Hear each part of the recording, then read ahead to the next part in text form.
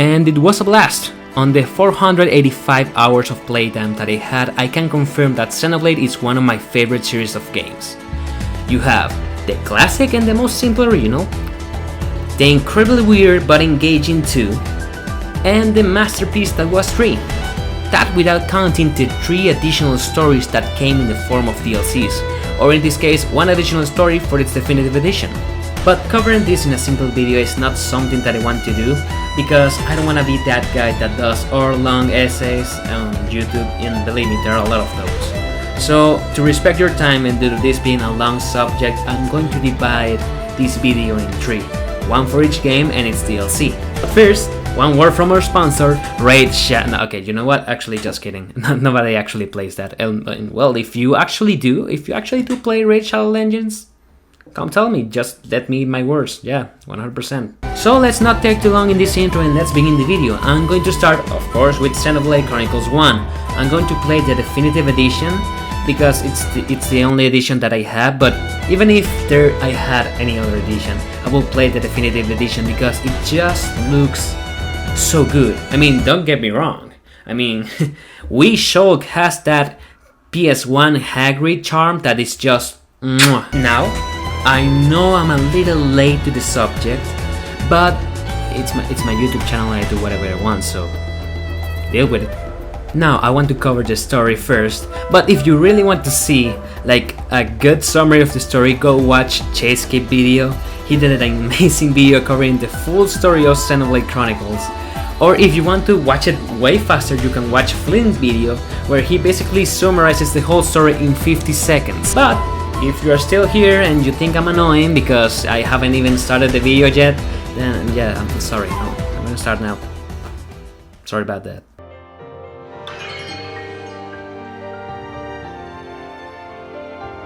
Way long ago, 2 titans, the Bionis and the Mechonis, were engaged in battle, until both of them actually managed to hit something. Immediate time skip. Look, that's Domba over there. Also, we meet Dixon and Momcar, who are currently fighting for their lives against the Mechon. Domba is carrying a futuristic anime sword, which is very important to the story, if you haven't noticed. So let's do something. I'm going to do a diagram so you know who's who and you don't get lost, okay? Right now, nothing important happens, just Momcar dies. Then we get another time skip and now we meet Shulk and Rain, who live in Colony 9, with Shulk's childhood friend Fiora, Dunban, who's currently retired, and Dixon. After some JRPG shenanigans, Colony 9 gets attacked by the Mechon, and Dunban gets out of retirement only to be taken out by the Monado itself, who's taking a huge toll on his body. But then Shulk, on his JRPG protagonist moment, grabs the sword and actually manages to activate its power, without any issue. Also, he unlocks the ability to see the future, so alright, double price. The Monado is the only weapon that can actually damage the Mechon. Or is it? The team meets a Mechon that has a face, which we are going to call Metal Face from now on. And it looks like the Monado is not working on it.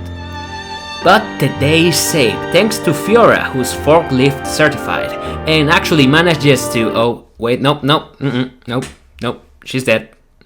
Yep. And you know that personality that Smash gave Shulk, like happy-go-round, brave leader, like top tier? Well, it's gonna look something like that.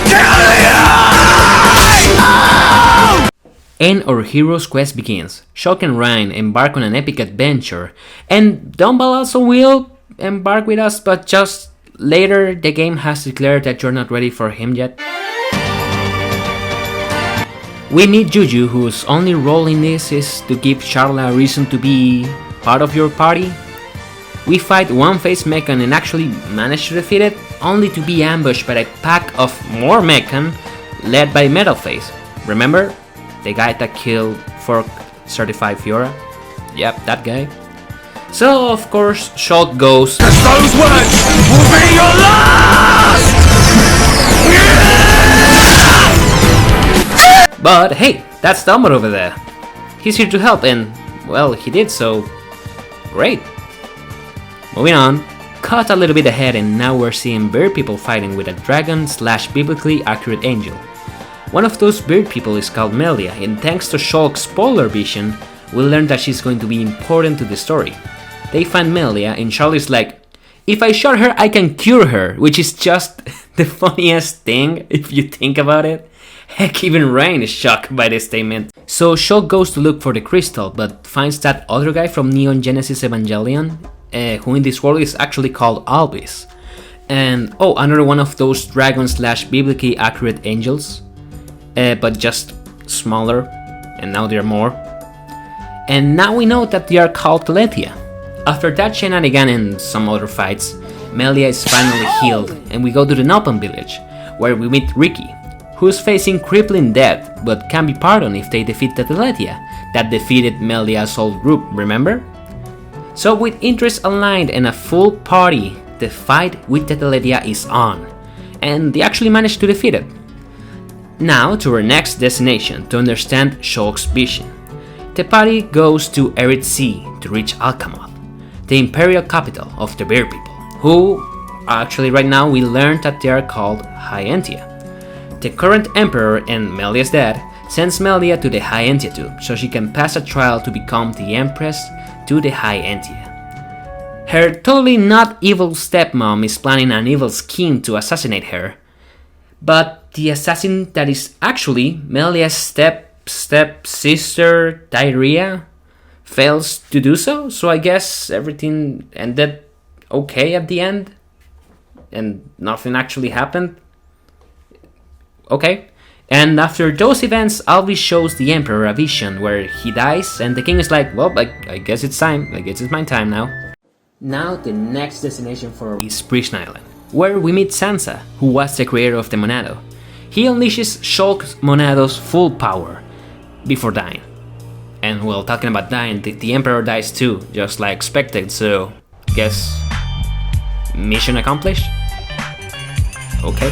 Now that the Monado is at full power, we can actually damage the metal face, but now a new face mechan appeared, and after Shulk attacks it, it is revealed to be piloted by Fiora.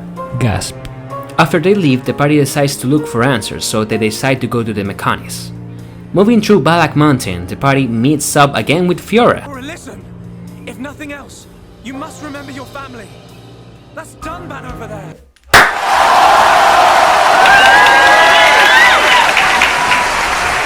He said it. He said the thing.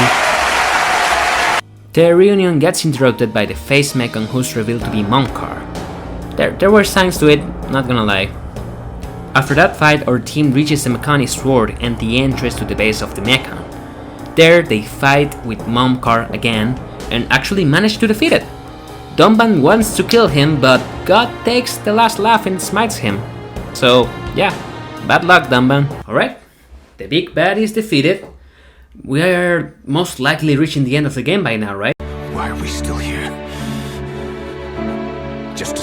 Inside Galahad Fortress, the team meets with Fiora again, and Egil, the leader of the Mechanis. Finally, the guy that's pulling the strings. They fight, but thanks to the power of friendship, Fiora remembers who she is and fights Egil, who throws her to the sea below. Shulk decides to follow Fiora, and his friends are like, well, it's time to die. So with the power of the fortress that they are starting to fall apart, they land in the Mechanis' arm. Remember at the beginning of the game that the Bionis chopped the arm of the Mechanis, and that's where they are now. Shulk miraculously lands near Fiora and manages to wake her up with love's true kiss. And now we have a 7th party member. But at what cost? The 7th party member cost us the rest of our party members. Was it really worth it? To everybody else to die in the okay, they're still alive.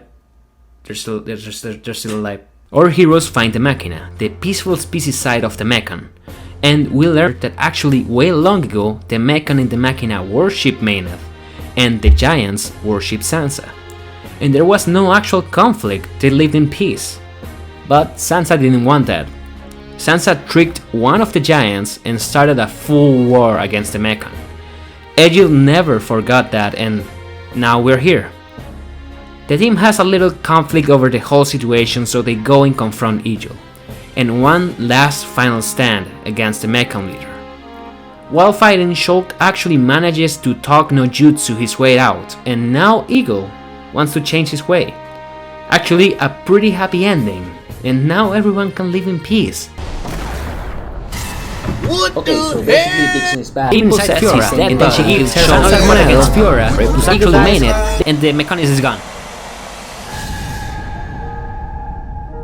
Well, and now that Shulk is dead, you might be wondering what happens now.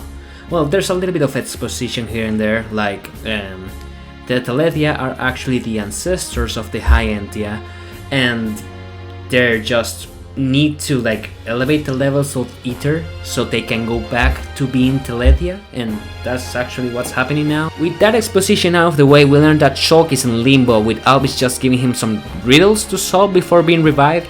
Yep, our boy Shulk is back and he's really feeling it this time. So the whole team prepares for the final battle against Sansa's squad, which consists of the evil stepmother and Dixon, but in his giant form. Actually, there are not a lot of members in there. So after they are defeated, the team goes to space and they start to fight Cypher Sansa. This is too much. This is just too much. I suppose that's an incredible difficult fight, but that was not the case for me because I was over leveled, but I'm going to cover that in the gameplay side of the video.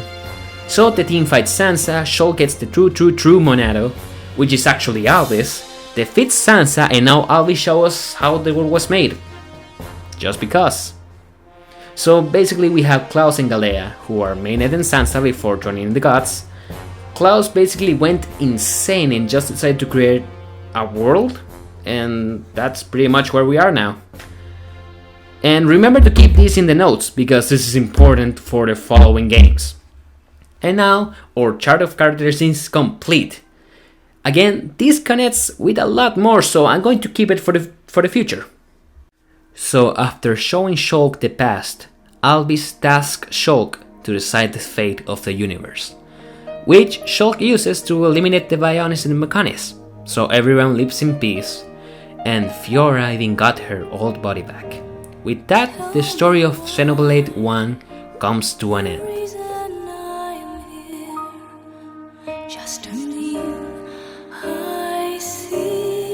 Or is it? Actually, there's an extra story called Future Connected that works as a sequel for the game, and it tells the events a year after the end of the game. But due to it having different game mechanics and being a little bit short, I'm gonna leave it to the end of the video. So how does the game feel? How does it play? The fighting is actually pretty similar to Final Fantasy XII, and if you have never played that one, let me explain. Your normal attacks happen automatically. You can move around and keep attacking, but the things that you actually have to choose are the special attacks, which in this game are called arts. These are filled with time, and when they are ready to use, you just unleash them against the enemy. There's a variety of art effects, some of them heal, some give boost, others are focused on attack, others are focused on ether attacks, others give debuff, the list goes on. But the best ones are focused on breaking and toppling, which is actually one of the safest ways to deal with higher level enemies in this game. Also remember Shulk's visions? Those are part of the gameplay too. They showcase an attack that might cause trouble to your party, so watch out for those and try to change your future. But the most incredible thing the game has to offer are the chain attacks. Those, if played well, can be incredibly strong and are one of the principal things that break this game. Chain attacks in all of Xenoblade series are incredibly overpowered. As a JRPG, you might expect that if I level up I can be stronger, but there's a million things in this game besides leveling up that can make your character stronger. You have the skill trees where you can assign to your party or to yourself and gives multiple different effects. You have the equipment that also has its own subdivision with gems, and oh, don't get me started with gems. You need to collect materials and then do a mini game to get them, and these gems are incredibly important to the end of the game, giving you another set of really important boosts. There's the affinity chart that affects the way the chain attack works, and that not only works for you, it works for every single NPC of the game. There's the Collectopedia, which works as a collectathon list, because there's shinies through all the game that you might want to collect if you want to fill these, the heart to hearts, which are actually really helpful events to level up the affinity of your characters, and there's even an achievement list. there's a lot of stuff in this game and I haven't even touched how incredibly big this game is. I know this might sound a little bit cliche, but really, how the fuck did they fit this game on a Wii disc? Each area is memorable with its own set of secrets. There are times when you're passing and you just need to take a look because it's just too beautiful not to do so. And now, one of my favorite parts of this video. Did you know that this game has around 45 million side quests? I'm exaggerating a bit there, but at the same time it's no joke. Like literally I counted around 400 side quests here, and there might be even more that I'm not aware of. There's just so much content. It's impressive, the amount of effort that went into this game. To this day, it still shocks me how much there's just so much to do. And due to there being so much to do, I end up becoming over leveled. Like literally, I haven't finished all the quests and I'm already at level 99. I even defeated all the super bosses of the game, which, by the way, were a fun challenge, and even to this point, I'm still completely full. I experienced one of the best JRPGs ever, and I still haven't even finished it. And I haven't even touched the soundtrack because, oh my god, it's just...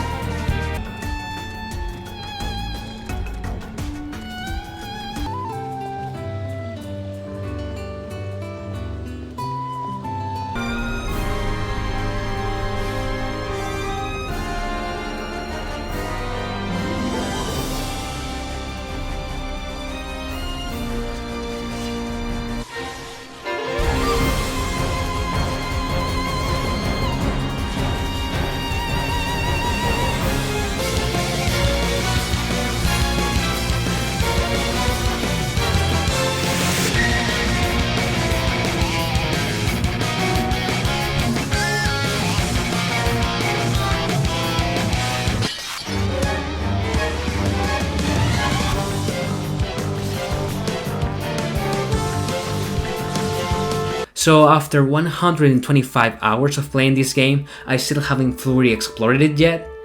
But even then, I'm really grateful that I gave it a shot, because it showed me an amazing story, amazing characters, amazing music, great gameplay, and it's just so filled with so many things that it actually made me play the rest of the trilogy.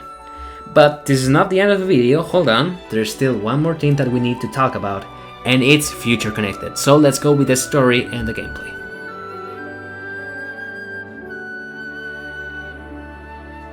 One year after the events of the game, Shulk and Melia are looking for Alchemath, which was sighted near the Viane shoulder. While traveling, they are attacked by Alchemath? Well, they crash land. Near the crash site, they find two Noppans, Nene and Kino, who are actually Ricky's children. Isn't that cute? And actually really irresponsible from Ricky, but at the same time coming from a guy with a crippling debt, is it actually surprising? On their travels they find a high Entia camp where they learn of the existence of the Fog King, a being that actually can't be damaged. So they go and defeat what's supposed to be the Fog King, only to realize it wasn't. During this they saved a high Entia called Tilan, who's making a research to revert Atelitia to high Entia. The team finds out that her bodyguard is Tyria. Remember her? Well, she's part of the story now. The team does some fetch quests here and there, and Shulk actually progressed the story by indicating that they can find Ether Crystals so he can upgrade his Monado Replica X to harm the Fog King. But after returning to the city, the team needs to fight another mini-boss before moving on. Now that the team is ready, they set sail to Alchemath, but not even with the Monado upgrade they're able to defeat the Fog King. But with a little help of the Delotia and the power of friendship, literally, they're able to defeat the Fog King once and for all. And now that Alchemath is saved and retrieved, we can actually see Melia's coronation. Hey, that's actually really nice. So as far as gameplay goes, things don't really change that much. Visions are now gone, there's no affinity chart, and the chain attack was replaced with the Pun Spectre's Union Strike, which involves the Pun Spectres doing an incredibly powerful attack. Also, they follow you around everywhere and actually have their own boss related quest. Isn't that neat? There are a lot of quests here too, but nothing that crazy. The Collectopedia is back and the Heart to Hearts are replaced with quiet moments. And the music is still great, with incredible views. So that's future connected to you. A really simple, short and enjoyable game to what already was an amazing and incredible adventure. This game is a great entrance for the Xenoblade Chronicles series. And there's a lot of similarities that I want to talk about on the other videos about 2 and 3. But due to this video already being too long, I guess this is a great place to leave it.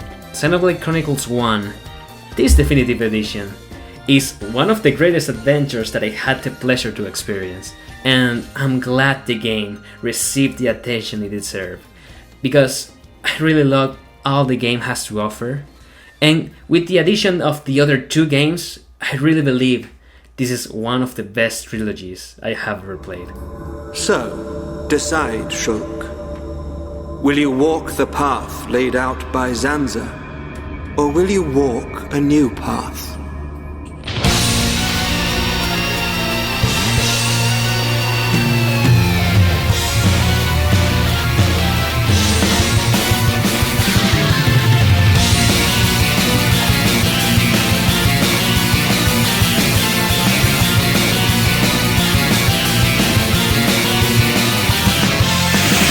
Shackles have been broken. Wield the sword.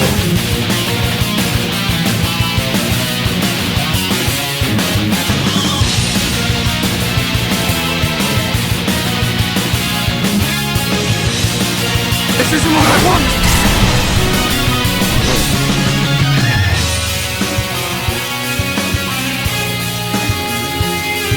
Important isn't whether you can see the future or not.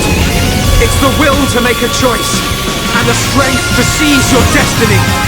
Every living thing has the freedom to choose the path they walk, and that is the future.